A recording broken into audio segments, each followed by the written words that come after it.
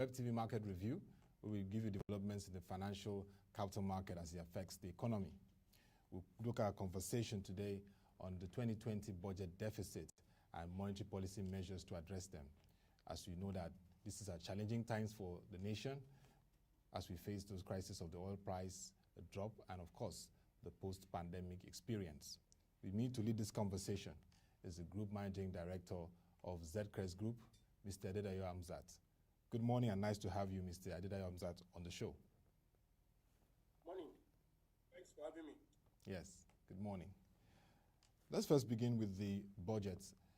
The revised budget showed 10.8 trillion naira, which was signed and passed by the Senate of the Federal Republic of Nigeria, and the expenditures for capital expenditure is 2.48 trillion naira, while the recurrent expenditure continues to lead in terms of 4.9 trillion naira expenditure. When you look at these revised figures, what are the issues around the impact it will have on the economy? Okay, thank you. This has been a recurring theme for the country. Situations where we have wider than budgeted deficits, why we have concurrent deficits here and here budget. Yes. It's not exactly a very strange situation. It's not an uncommon situation. A lot of countries in the world also run deficits like year on year. The American government is renowned for running wide deficits year on year. But they have the advantages that we don't have. They have the reserve currency that allows them to ideally print money and then everyone buys US debts. So US is able to self-finance their own expenditure plans with our investments, the global investor base. So that's the advantage that they have. But we don't have that advantage. And so therefore, we cannot afford to run concurrently higher and wider deficits year on year. But it's not a situation. We've suffered from chronic revenue underperformance as a country. Yes. We have one of the liquid GDPs in the world. GDP is supposed to be your base as a country. And at about 5% tax revenue to GDP, we are seriously underperforming, right? And that's our problem, really. Yeah. A country of almost 100 million, you should not be having $15 billion in federal government revenues. It does not make any sense. That's really what's happened. Yeah. Our expenditure is not high for our size as a country. You can see the budgets being allocated to each of the sectors. It's pitiful.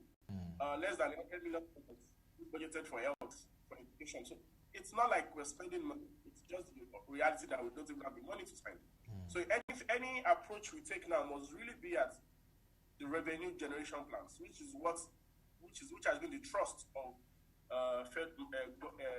President Buhari's government. It's a different thing having that as a policy trust. It's a different thing achieving those results, and we've not achieved those results in the scale that we need to get us out of this melee. And a major concern, Mr. Adedayo Hamzat, is the fact that in first quarter 2020, we discovered that our debts in terms of debt cost servicing rose up to 99%.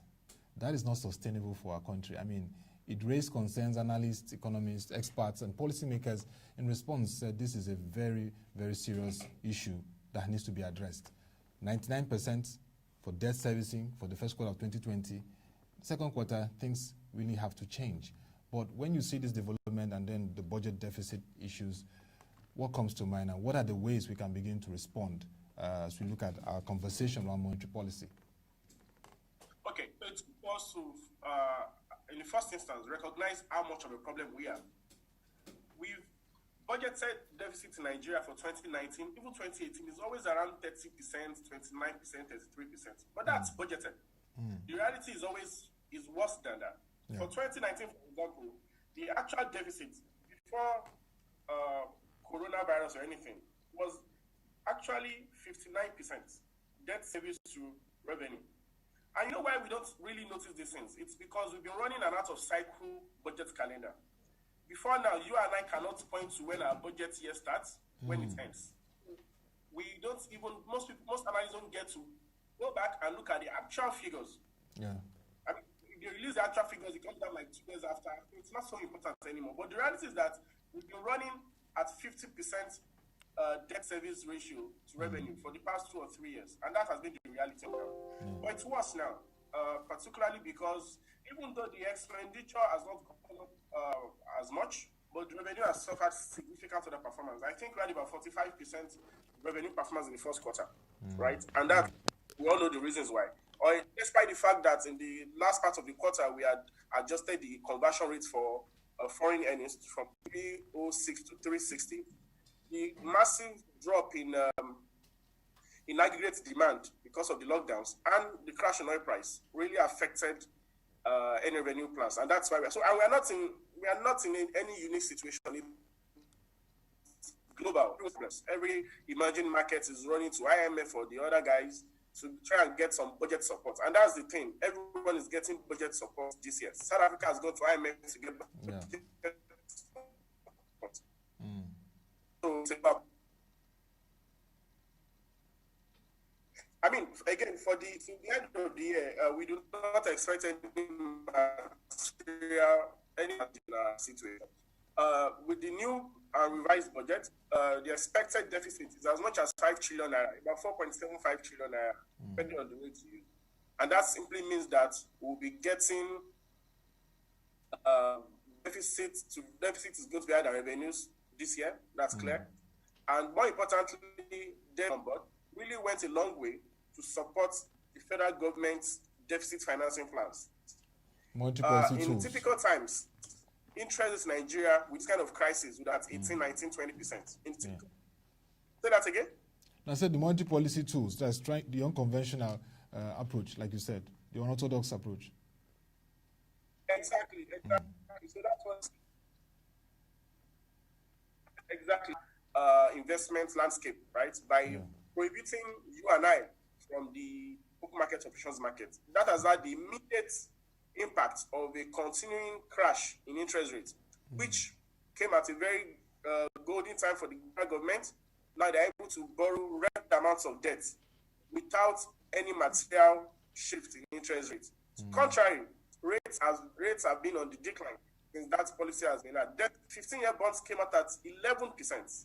That's the good part of this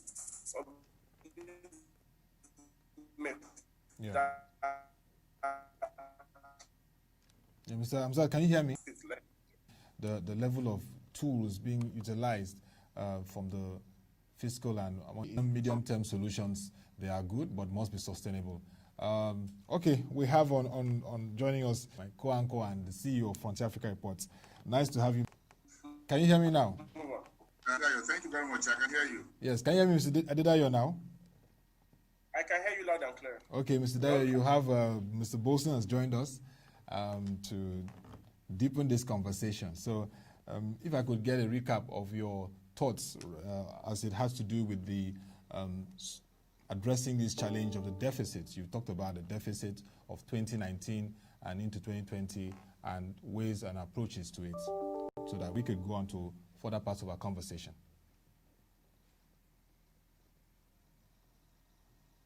In a bad year, we've had to take a very necessary but not very convenient actions. We had to go to IMF for the first time. We had to raise record amounts of local debts to sort out this year. Revenue underperformance will be very drastic this year. We have as much as 5 trillion naira deficit this year. What we need to focus on is post-2020, what structural adjustments have we made as a country that would ensure that we don't have this much deficit to finance next year in 2021? We have before COVID, we had some bright spots. The review of the production sharing contract is expected to bring in about anything between $1.5 and $2 billion of new revenue to the federal government in 2021. Now, the mathematics of that obviously have changed.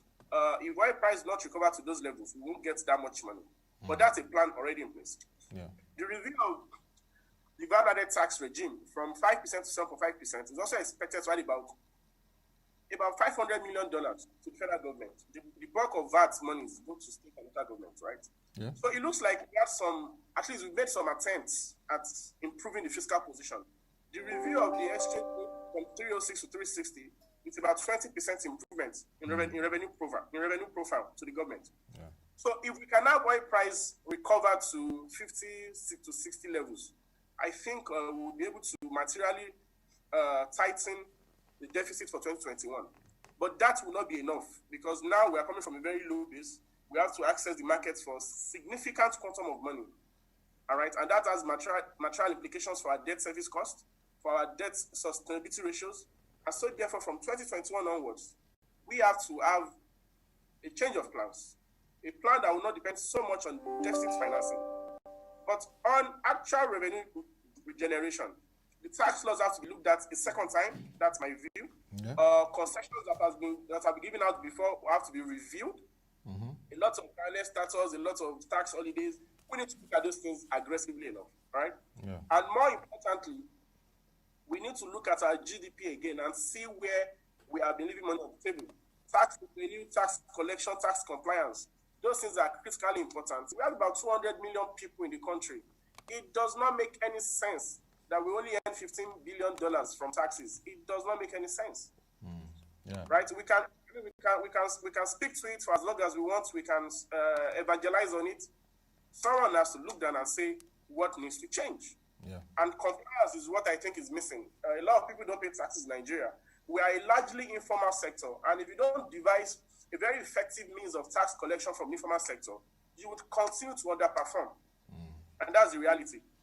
So if you hear state governments say things like they're giving tax holidays to their SMEs, it makes me wonder. There was a report of a governor who announced tax holidays to SMEs in the states.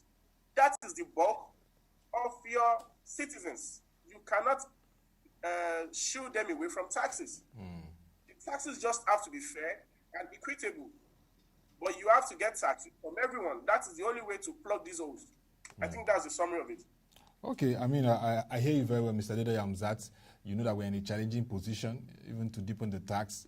We can widen the tax net, but when you're faced with this pandemic that's hit economic sectors, where companies are even looking at survival and sustainability, then there has to be a lot of conversation and interaction around what should be the fair and equitable tax.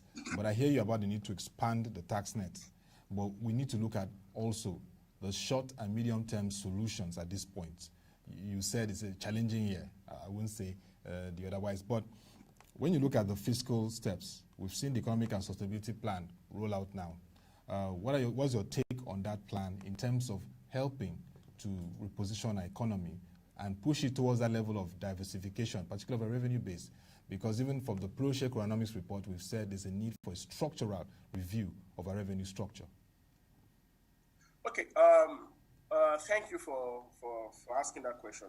The truth also is that the MSF of the federal government understands these issues, and the policy trust of the president also takes all of this into consideration. And to be fair, a lot of actions are already being taken on a medium to long-term basis that will restructure the economy.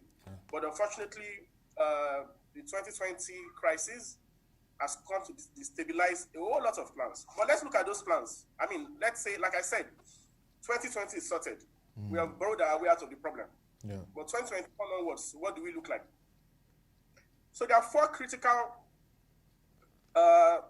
dimensions that we need to address for us to say we have restructured our economy, for us to have a chance at actual diversification away from oil. And what are those? Energy sufficiency. I mean, it sounds cliche, but the Dangote refinery is a golden child in that regard. If the refinery really starts to work, then the reliance on imported fuel would not be there anymore. And again, all the secondary outputs from crude oil refining are things that form the industrial base of any economy. Petrochemicals, fertilizers, those are things that we need seriously. Those are positives that can come from the Dangote refinery. Transport infrastructure. A large part of our core inflation in Nigeria is from what I call production and transportation frictions. In the sense that if you take away the volatile agro inflation, food inflation, the core is about goods and services, right? How they move from where they are produced to where they are needed. You have a congested port. That makes your transportation cost one of the most expensive in the world. You have high food cost because there's a lot of friction in transporting food from the production sources to where they'll be used. In a typical time, you would see a bag of beans or something in the north going for 60% of the costs in Lagos. In the same day, in the same month, if we have a very robust rail transport network and you can simply move goods from the farthest point of Nigeria to the other point in 24 hours, the price difference would come down, the frictions will come down. A lot of follow-on production would happen. We talk about tomatoes being wasted in Nigeria, for example. It's because of inadequate storage and transport infrastructure. So the rail plan of the federal government would go a long way to address most of these bottlenecks.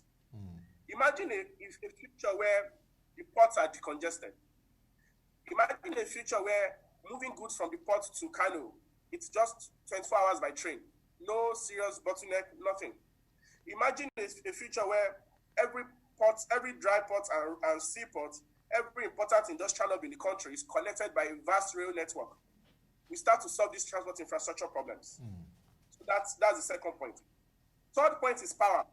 I mean, it's cliche, but again, power is the bedrock of every industrial base. And the plans of the government have to be, it has to be a priority to solve the power problem. We hope for the last time, this recent attempt at solving the power problem by having a government-to-government contract with the government of Germany through the German Exim Bank and Siemens, the power giants. This can happen, then we can say we can solve the problem. I looked at the blueprint, and the blueprint says that before COVID, obviously, that by the end of 2021, we should have consumption of about 10,000 megawatts of power. That is significant because right now we are consuming below 3,000 megawatts of power. All right. So imagine a situation where by the end of 2021 we have access to 4x what we are consuming now. That will be so noticeable. That will be transformational. And again, that's also not the end of it. The second part of the project is to go and work on generation and transmission. So the first part is on distribution, fixing distribution, ensuring that there's no capacity loss and there's no energy loss. Second part is on transmission and generation to increase our production base.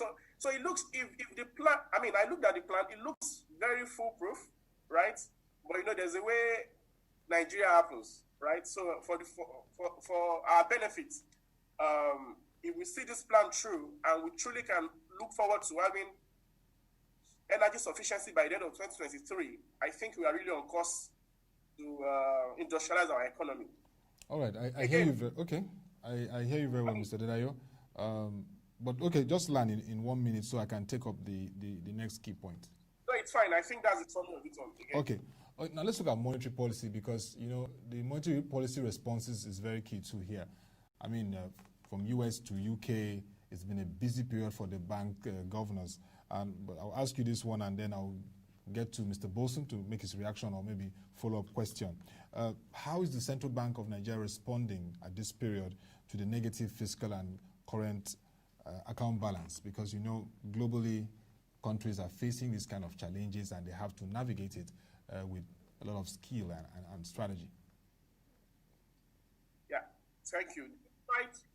Despite what anyone says, the biggest contribution of the central bank is creating an enabling environment for the federal government to borrow record amounts of money. And that is what we see globally. Yeah.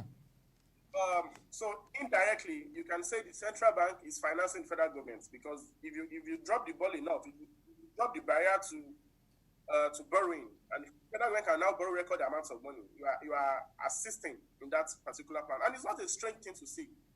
In the US, for example, on the one hand, the federal government of the US would come and issue record amounts of US bonds. All right? And at the same time, the US Fed, the central bank, would come and buy record amounts of US bonds from the market. Bond buyback. So again, exactly. So again, you're having the central bank of each of these countries supporting either directly or indirectly the borrowing plans of the federal government, which is the only way countries can navigate themselves out of this crisis and this mess. The second part is what is the direct actions of the central bank. The limit of influence of the Central Bank of Nigeria is not as wide as other countries. All right, we don't have an elastic balance sheet like US Fed has, A but Bank in of their own, England, yeah. they've taken some action. So all the CBN loans to the economy, they've been repriced from about 9% down to 5%. 5%, I mean, yes.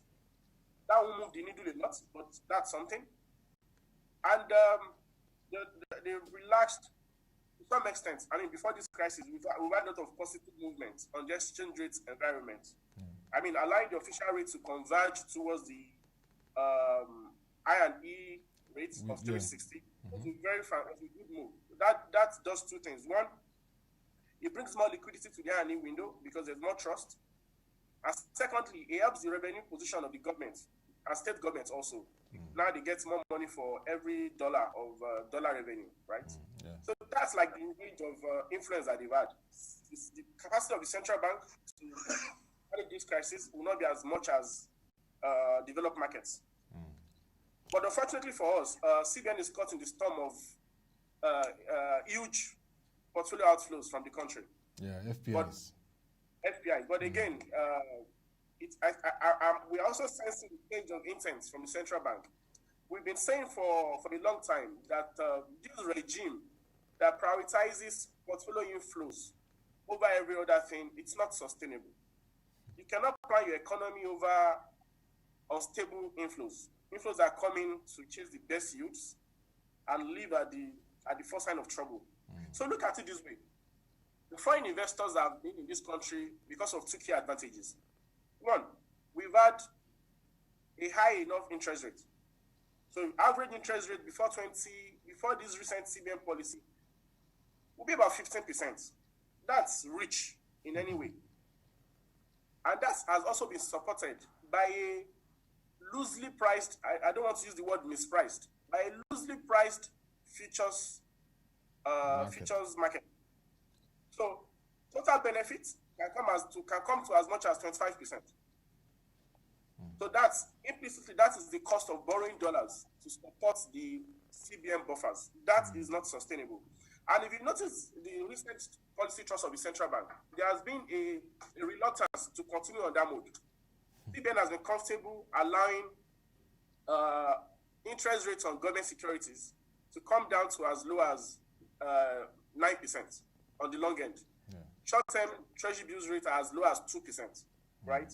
So it tells me something, that there is a rethinking going on at the central bank, trying to shift the reliance on portfolio investors to maybe more sustainable sources of dollar inflows. And I really wait to see how that plays out.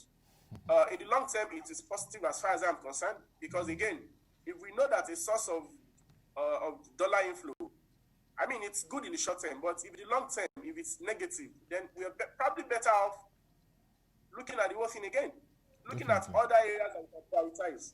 Yeah. And I think that's what Central Bank is trying to do. And I would like to see how that plays out in the next couple of years. All right, Mr. Bolson, you've heard Mr. Adedeye Hamzat, Group Managing Director, Zcrest Group, speak on this very challenging phase for the central bank, and of course, the fact that we need to get inflows. And you know that revenue diversification, productivity is very key for deepening that. But what are your thoughts around this challenging times and monetary policy response approach for the country?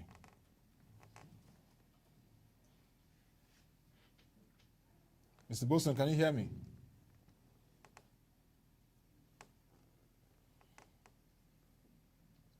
All right, we'll get back to Mr. Bolson. Can you hear me now? We'll get back to him in the course of our discussion. Hopefully, we can reconnect to him. So let's look at the implications for the Nigerian citizens, the investors, the consumers. I mean, these are times for making very wise investment decisions. So what would you be saying in these times, Mr. Adedeye Hamzat, to investors and citizens and consumers? The summary of it all is it's a bad year, but it's not a bad life. So we must recognize that fact and be confident in that fact. There's a joke we crack these days that surviving 2020 is good enough. Staying alive in 2020 is enough as an achievement because of, I mean, we're seeing what is happening globally, right? It's crazy. businesses are being shut down everywhere. Yeah. So again, to investors, right? We cannot help it. Risk-free rates are going to be seriously below inflation rate for this year. But what is important to look at is long-term inflation average. So what is the inflation expectation for the next 10 years? And what is the return expectation for the next 10 years? And I think that is what is really important to look at. There will be some short-term dips in most of these economic metrics. So inflation cannot stay at 12% forever. There will be a year that it goes to 18%. There will be a year it goes to 7%. That's how it works out. But what's the normalized rate of growth of investment? Again, the CBN is telling us something. That gone are the days where we prioritize risk-free investment in the country. And to be fair, risk-free investing in Nigeria has been very detrimental to the health of the country. Risk-free investment, you say? A situation where, yes. Has been detrimental. A situation where, yes. A situation where government instruments are paying as much as 22% per annum cannot support any industrial base. It cannot happen. There has been no risk, there has been no justification for investors to put their money in longer-term infrastructure financing schemes. No need. There has been no need for investors to finance corporates and manufacturers. And that's simply because the risk-free rate has been too high. So, on a larger balance of scope, it is positive for the economy that rates are this low. We only hope that the transmission mechanism works very well. One would expect to see a resurgence of activities on the stock market now, because of where the rates are, but we're not seeing that yet. I mean, we have a lot of structural issues to address. One would see a resurgence of activities in the corporate bond markets. To some extent, we are seeing things start to pick up, but not as much as you would expect for an economy our size, right? And that gets me to my original point. Our problem really has been that of infrastructure. All right? Infrastructure. Exactly. If you take interest rate to 0%, that is not enough to solve flour mills problems. That's not enough to solve Olam's problems. If interest rate goes to 0, so they can borrow money at 0, but the transport infrastructure is a mess. What happens to them? You know, so what I think is that we would not start to see any real transmission of economic policy, real domestic output, until we solve these infrastructure problems. These 4 infrastructure problems that I have listed earlier. All right, so that's the reality. So for investors, we have to make do with a lower yield environment, and they will have to look for ways to diversify portfolios away from monocurrency, dual currency. I expect activities on the stock market to pick up. I mean, there's just so much you can do with 3% interest rate return. Dividend deals of the very strong companies as much as 10%. It would be expected that we should see significant flows to the equities market to sort of balance out the return expectations. That's my expectation. This risk-free rate is not expected to go up this year at all, so we have to get used to 3% deposit rate from the banks, 2% treasury bills rate, and 10% 10-year government bond rates this year. And potentially it can even go lower. Opportunities this year will be in the equities market. It will be in alternatives. FX is doing something interesting. That's the commodity exchange. They're trying to revolutionize what happens to the agro investing stage. Those are the kind of things that investors need to start looking at. Our subsidiary Zinvest is coming to the market with some innovative investment solutions, right? Those are the kind of things that investors have to look at. But gone are those days where you sit easy and you earn 15%. Gone are those days. Wow. Gone are the days of the risk-free investments boom. Is that what you're saying? Exactly. Well, we'll watch out for the Zinvest innovative products because, like my earlier speaker, the former chairman of the board of Security and Exchange Commission and, of course, Director General of Security and Exchange Commission, Dr. Suleiman Danusa, said we need to see innovative products brought to the market, whether from the government side or stakeholders that can really key into deepening the market and liquidity. So we also watch out for what Zinvest will be bringing out. Mr. Boson, do we have him now? Can you hear me, Yes, Mr. Bosun? please. Yes. Yes, Now, I can hear you. you've heard what Mr. Dede Amzat has said. I don't know if you heard what he talked about the monetary policy response in this time from the Central Yes. Bank of Nigeria. Yes. If you'd like to make a response or if you have a follow-up question for him on that. Yes, I really appreciate that. You can hear me, Otto? Yes, I can hear you. Yes, thank you very much. I've been very patchy internet access this morning. It's been raining 2 days. Well, So I guess, broadband has to be that was it. improved, but no problem. We'll But get again, there. I agree with him. Otto, Yeah, I can hear you. yes, I agree with Adedayo when he spoke about monetary policy, the things that the Central Bank of Nigeria is doing, and the limitations that the central bank has within the broader economic space to intervene on behalf of the fiscal authorities, on behalf of investors, on behalf of savers, and on behalf of borrowers. It's a very difficult balancing. You agree with me, for the central bank to balance these various interests. You need foreign portfolio investors, you need to make them happy one way or the other. You need to make foreign direct investors are also happy. You want to make savers, domestic savers, very happy in terms of the interest rate that they get. Then you want to make borrowers within the banks, those who want to borrow money through the commercial banks and other local sources, happy as well. So trying to balance these various interests and grow the economy becomes a very tightrope for the central bank. Again, because the inflows from the fiscal authorities had been very largely dependent on oil prices, with other sources very, very small in terms of our FX revenue. So alternative sources other than oil. So they became a very tight rope. So we go to revenue. And he spoke about the tax, and I agree with him. Absolutely.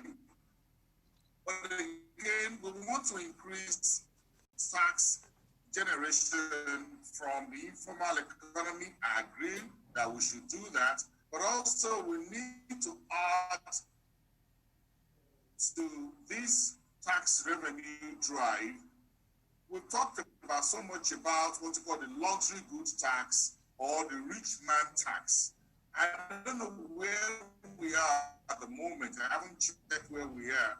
If we are getting this on board, if we're getting it up and running.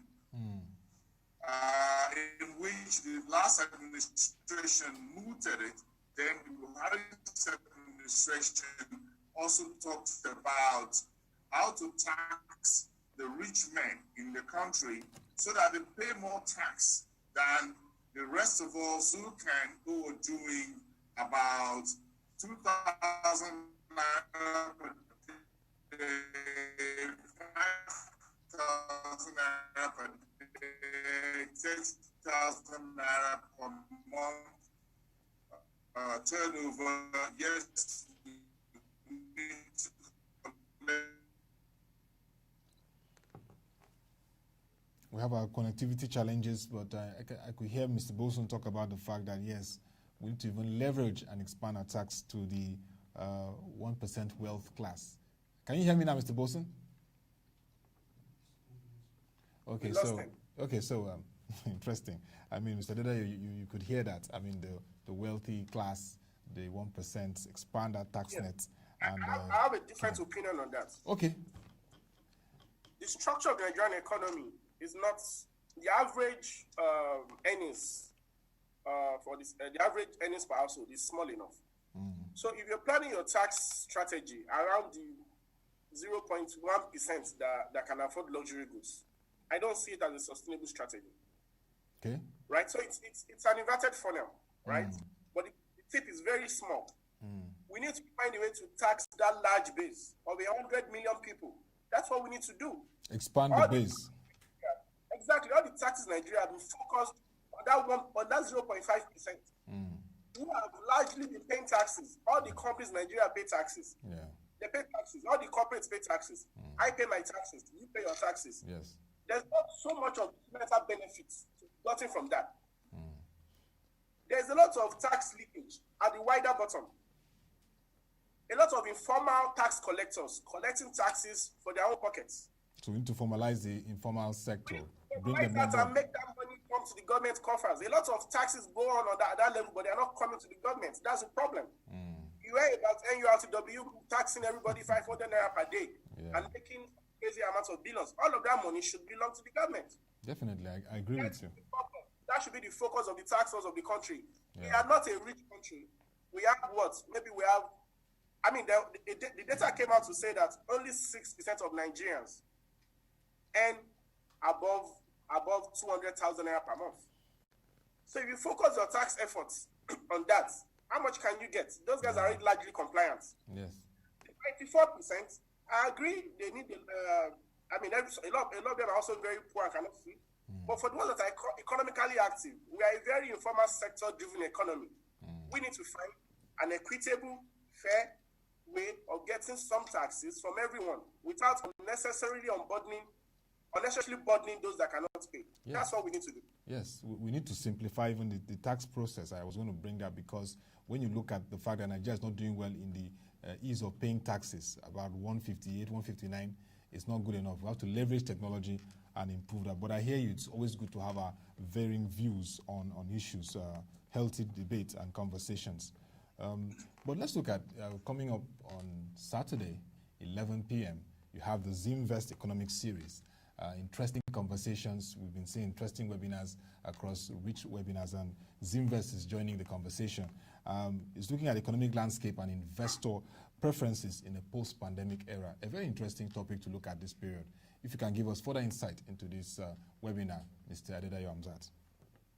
Okay, thank you very much. As you know, at the group level of Zcrest, we are very active in the Nigerian financial services space. We are one of the top players in the Nigerian securities market. So we are the largest dealers in government bonds and treasury bills in the country. Also the promoters of a consumer-lending business called Zvance, all right?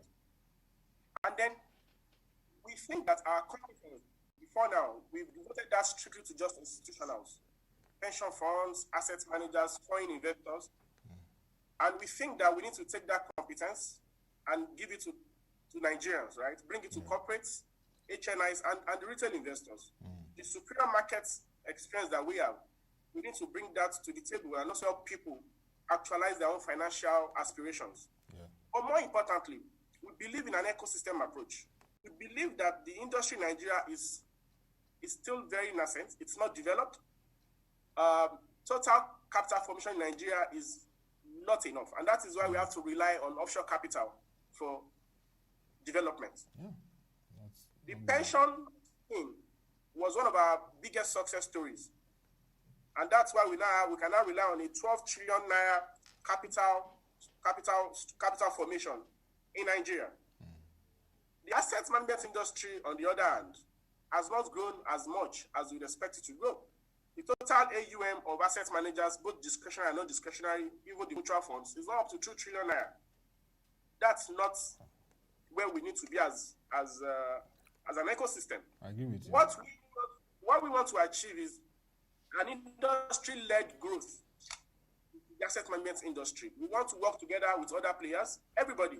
We see ourselves as partners with every other player. We are not competing, and we think we need to create this avenue where we can collectively bring up creative solutions that would further the growth of that industry. And that is why we created the Zimvest Economic Conversations. And this is the first series.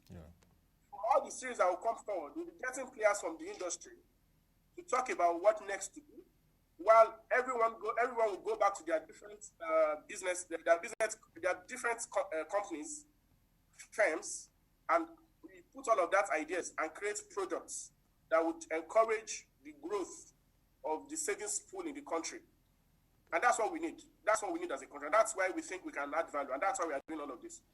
Yeah, I mean, when you talk of the savings pool, you know, even the federal government, even the president in his speech was talking about the fact that they want to really deepen the savings markets, get people on board, mobilize national savings. So it's nice to hear that you are also, through an industry-led growth pattern for the asset managers and deepen that space, In terms of the quality of speakers, we can see that Mr. Bola Nadele Koko, the MD of and CEO of FMDQ Securities, will be among the key speakers. What's the quality, the range of speakers we expect to have in this webinar? Thank you very much. Firstly, we believe that the entire industry will have some work to do to meet up with the changing demands of the average investors. Yeah. Before now, a decade ago, before the explosion of treasury bills, the only thing most investors know about is bank deposit, right? But the increasing interest rates on treasury bills caused an explosion of awareness to the larger market. Yeah. And now with the decline in yields, people have gotten that exposure and that competence, and they are using that to look for alternatives. So there's been an explosion in online platforms, those both regulated and non-regulated. There are a lot of crowdfunding schemes coming up because people are now aware of potential returns. They've been used to 22% returns on treasury bills, and they're looking for the same now. But unfortunately, the platforms that are offering those are not platforms that are regulated. Yeah. We can see a resurgence of the damage done in the 90s when we had thousands of finance houses spring up overnight and people lost their fortunes to all of that. Yeah. So we are saying that we need to assemble the creme de la creme of the regulated financial markets to come and lead this conversation. We want the investing public to know that the regulated players are also very aware of their changing needs, and we're also retooling to give them better service. So if you look at the lineup, we have a diverse set of pools. It is very difficult to get Bola or Nadele to come and do your keynote. It is more difficult to get in of First Bank to leave his very demanding job as the group executive of Treasury and Financial Institutions Group of First Bank Nigeria to come and speak. And that is because we all recognize that this is a very important conversation to have, and that's why they are all coming. You have two treasurers at the lineup. You have Iniebu of First Bank. You have Tondo Sumo of FBN Quest, Merchants Bank. That's two. You have a lead advisor and consultant. You have a partner from PwC, Esiri Agbeyi, coming to tell us things from the advisory point of view. All right. You have Onome, who used to be the chief operating officer at Coronation Merchants Bank and now at CSCS, to come from the service delivery point of view. What are the things that the customers are really looking for beyond just the yield? And that's where she's on board. So if you look at it, we assembled a crop of different skill sets to come and speak to us. There's the National Products Sales Director for Fidelity Bank, Chefo, who is leading the evolution of Fidelity Bank in product development to meet the needs of investors. So that's what we try to put together to ensure that we are speaking to every important conversation point at that particular event. Yeah. Really nice to hear that, Mr. Dede Yamzat, and very, very rich collection of speakers from the wide range of the industry. And it promises to be a very interesting conversation. I don't know, Mr. Bolson, if he's connected back with us. Mr. Bolson, are you there? Yes, I am. I can hear you loud and clear. Okay, let's hear you. Now, Mr. Dede Yamzat had to say that, well, he disagreed a bit with you on the issue of the tax. Did you hear that? And in terms of how we can align it and your thoughts, the Zinvest Economic Series is coming up, webinars. I know you've attended several investment webinars. This is another interesting one coming up on Saturday from 11 a.m.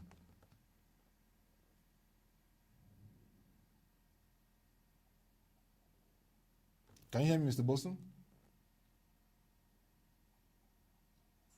Yes. I think this will be an interesting one. The lineup of individuals, industry gurus that we put together. I'll be interested in registering and listening to their thoughts around doing the market. This is very important at this point in time. We need conversations that will help people see the difference between those who are trying to cream them off and those who are real registered and licensed operators in the market. We can see what's going on in Ghana right now about the claim. It's about $2.1 billion from those different offerings that were not approved by the SEC in Ghana, and a lot of investors above the market right now. A number of firms are also under sanctions, revocation of licenses, suspension of licenses, and all of that. So having this conversation is very good together by Zcrest.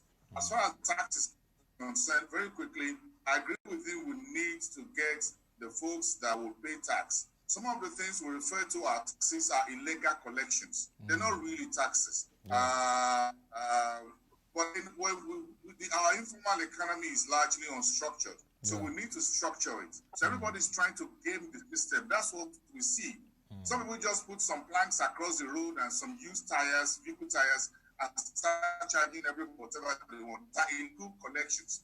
They're not taxes. So we need, when we say tax, which is under the law of the Federal Republic of Nigeria, we need to get the tax authorities to be able to go down the micro level, and be able to structure tax collection at that level. That is what the FIRS should do. So I agree with him that we need to do that. I also agree that, see, the corporates are paying taxes. But I'm talking about the luxury tax. It's still there, and we cannot wish it away. The luxury good tax is there. We cannot wish it away, no matter how you look at it, unless the government does not have the heart and to pursue it. If the zeal is there to pursue it, the luxury good tax is not peculiar to Nigeria. It's peculiar to almost every country in the world. So while we're chasing the guys on the street, the vulcanizers, the market women, the rice sellers in Dalico market, we also need the NURTW. We need to also go after the luxury goods tax. Now, if you look at the level of champagne consumed in Nigeria and other things like that, we need to have luxury goods tax. We cannot wish it away. So that is on one side. So I agree.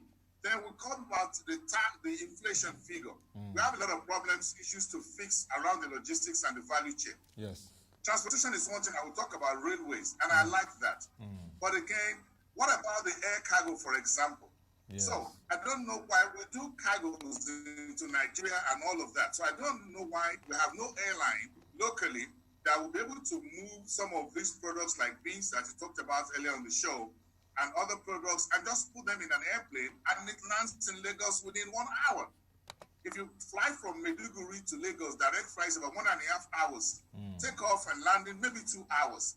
That's even faster than a train would do it. So we have commercial aircraft business operators in Nigeria, but we have hardly none that will do cargo.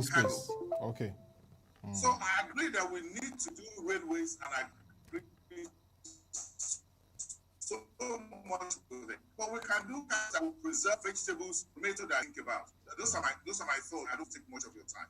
All right. I mean, it's been a very interesting conversation having Mr. Dede Hamzat, the Group Managing Director of Zcrest Group, and of course having you, Mr. Bosun Tukwankon. At least we all agree that infrastructure is going to be very key.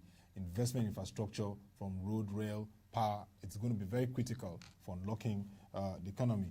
And yes, Mr. Dede Hamzat has said the risk-free investments, the boom, that era of the boom and all the activities, well, we have to just watch it for now. We don't expect that boom in that space of investment. And also this Invest Economic series, the conference, the webinar, very interesting discourse we're looking at in terms of the investment preference for investors post-pandemic era, what we need to learn. I look out for that webinar coming up by 11 a.m. on Saturday, June 20, 2020.